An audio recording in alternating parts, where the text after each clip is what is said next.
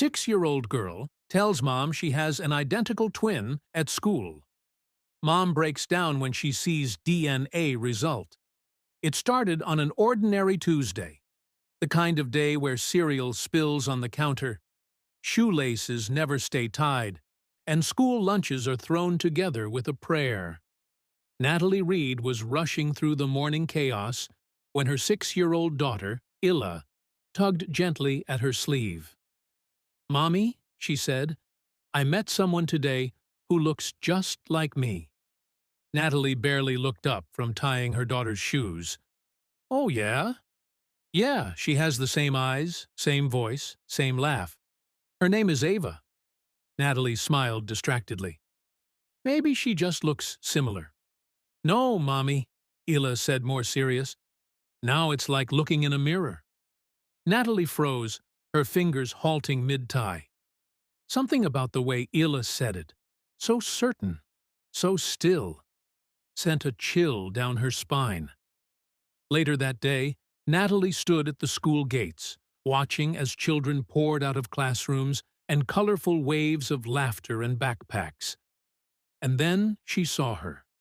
She dropped her coffee, because there, walking hand in hand with Illa, was another little girl. Same height, same face, same dimple on the left cheek, same exact birthmark on the right collarbone. It wasn't just a look-alike. It was like seeing two Illas side by side. Natalie's legs felt weak. "Mommy!" Ila beamed. "This is Ava." Ava gave a shy wave. A teacher nearby noticed the confusion on Natalie's face. "Is everything okay, Miss Reed?" "Who? Who is that child?" Natalie whispered, her voice dry. "That's Ava Coleman," the teacher said. "She's new, just transferred 2 weeks ago." "Sweet girl. Her foster parents are foster?" Natalie asked, heart racing. "Yes. Ava's been in the system for a while. Poor girl's file is full of question marks. They say she was abandoned at a hospital as a newborn." Natalie couldn't breathe. That night, Natalie sat in her bedroom staring at Layla's baby pictures. She remembered every second of her daughter's birth. The sound of her cry, the fear of losing her, the joy of holding her tiny body against her chest, and then the memory she never spoke of.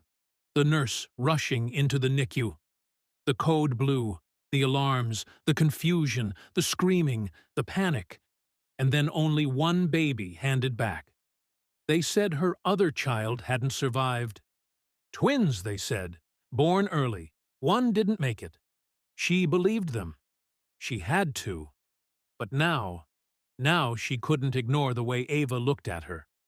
Like her soul remembered something her memory didn't. The next morning, Natalie filed for a voluntary DNA test, one that compared Layla's cheek swab with Ava's. Using the record, she begged Ava's foster family to allow. She told no one, not even Illa. And as she waited for the results, she stared at a photo of her daughter and her daughter's mirror, whispering to herself, "It's not possible. It can't be." But deep inside, a mother's heart already knew it was possible, and the truth would change everything. Natalie couldn't sleep.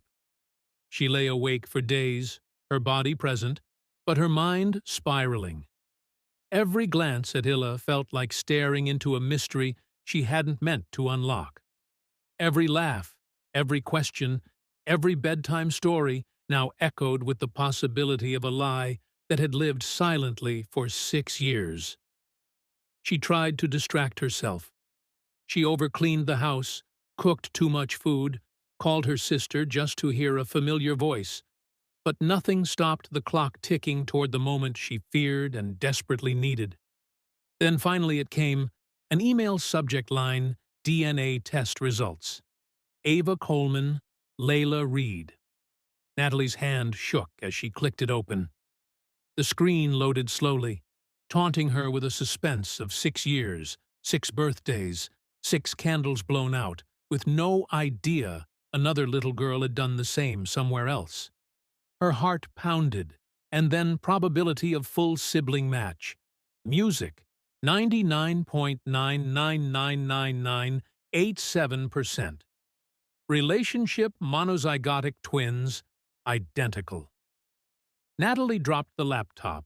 Her knees buckled as she sank to the floor. She couldn't stop the sobs that tore out of her like a dam breaking. Sobbed. She hadn't cried when they told her the second baby was gone. Back then, she was too broken, too drugged from the birth, too numb with grief to process anything but the phrase, "We did everything we could." But now she knew the truth. Ava was her daughter, her real daughter, her blood, her baby. She had been alive this whole time, living in the foster system, unwanted, unprotected. How could they? How could they tell her Ava was gone? Natalie clutched her chest, like she could physically hold in the ache, the guilt, the disbelief. Her mind raced back to the NICU, the chaos, the confusion, the nurse's panicked face, the way they had only let her hold one of them. Ava had never died. She had been taken by accident, by negligence, or something else. Natalie didn't know, but she knew one thing. She was going to get her daughter back. That afternoon, she contacted the foster agency. Her voice was steady now, stronger than it had been in days. "I need to speak with someone immediately," she said. "It's about Ava Coleman. I have her DNA test results. She's my daughter." The woman on the other end gasped. Silence. Then, "Please hold. I'm transferring you to legal." Natalie's stomach dropped. Legal? Within hours, there was a meeting scheduled, paperwork flying. A caseworker visited her home. Questions were asked, documents exchanged. Natalie learned that Ava had been found as an infant, wrapped in a hospital blanket, left at a fire station at 3 a.m. No ID, no file, no parent. Only now did they connect the dots. Only now did someone compare hospital logs. Only now did someone admit quietly that errors were made. Natalie didn't care about lawsuits, or explanations, or money. She just wanted her daughter. She was granted supervised visitation. When she walked into the foster center, Ava was sitting quietly in a corner with a book. The moment she saw Natalie, her face lit up, and then she tilted her head. "I know you," Ava said softly. "You're Mommy." Natalie knelt down, eyes full of tears. "No, baby," she whispered. "I'm your mommy too." Ava stared at her. Then slowly, she smiled and said the one word that broke Natalie all over again. "Home." Natalie nodded, choking back emotion. "Yes, sweet girl. Home." They hugged for the first time. Not as strangers, not as acquaintances, but as mothers and daughter, reunited after 6 stolen years. What Natalie didn't know was that someone else knew about the switch, someone who had kept it buried for years, and they were about to come forward. It had been 3 weeks since Natalie discovered the truth that Ava was her daughter. Not just by appearance, not just by love, but by blood. A twin torn from her arms by a mistake she hadn't made, but would carry for the rest of her life. Supervised visits turned into sleepovers. Illa and Ava were inseparable now, 2 halves of one soul, pieced back together with bedtime stories, giggles, and matching pajamas. Natalie would often find them curled up in the same blanket, whispering secrets like they'd known each other since birth. Because, in a way, they had. But even as the girls began healing in each other's arms, Natalie couldn't rest. She had questions, and no one had answers until one letter changed everything. It came in an unmarked envelope, slipped into her mailbox with no return address. The handwriting was shaky, almost trembling. She opened it carefully. "Ms. Reed, if you're reading this, then you've already discovered that Ava is yours. I have no excuse for what I did, but I have a truth that's haunted me for 6 years. I was the night nurse at Ridgewood Hospital the day your twins were born. There was chaos. One baby was struggling, One was stable. The machines were beeping. A code was called. Another baby in another room had gone into respiratory failure. It was madness. I made a mistake. In the confusion, one of the nurses handed me your healthy baby to take for monitoring. But when I returned, I was told the twin had already coded and passed. But I knew that wasn't the baby I had taken. I told my supervisor. I pleaded for someone to double-check. They dismissed me, said I was sleep-deprived, said it was too late. The body had already been documented, the birth record sealed. So I shut my mouth for 6 years. I shut my mouth, and I will never forgive myself. A month later, I saw a report on a local news channel. A baby girl had been found at a fire station wrapped in a hospital blanket. No name, no mother. I knew it was her, but I was too afraid to come forward. I kept the secret because I didn't want to lose my license, my job, my family. But now, as I write this, I'm terminal. Stage 4 cancer. Nothing left to protect but what's left of my soul. Please forgive me. Please know I never meant to steal your child. Her name was Ava before anyone named her Ava. It was written in your hospital notes in your handwriting. Ela and Ava always together. I hope someday they will be. Monsieur Natalie sat frozen. The letter shook in her hands, the words blurring with every tear that fell. Ela and Ava always was together. She remembered writing that minutes after they were born, with shaking hands, still glowing from the high of meeting them both. She had wanted them to have matching bracelets.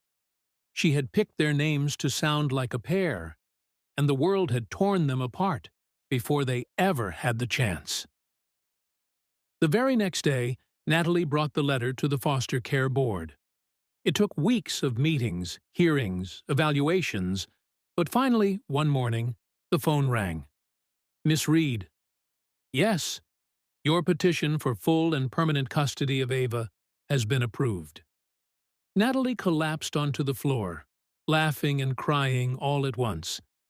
And when Ava walked through the front door that evening with her little suitcase, Natalie dropped to her knees and whispered, "This is your forever home." Ava didn't say a word. She simply ran into Natalie's arms and didn't let go for the longest time.